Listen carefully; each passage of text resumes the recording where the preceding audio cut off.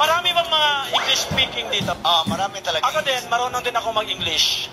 Marunong ka mag-English? Oh, excuse me, are you subtracting my ability? Oh, come on!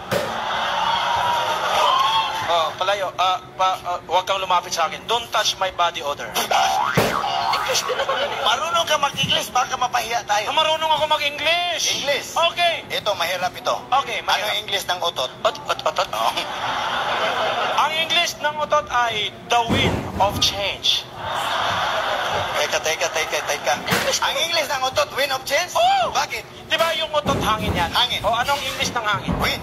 Tapos mag-iiba yung amoy niyan. Oh. O anong English na nag-iiba? Change. Wind of change.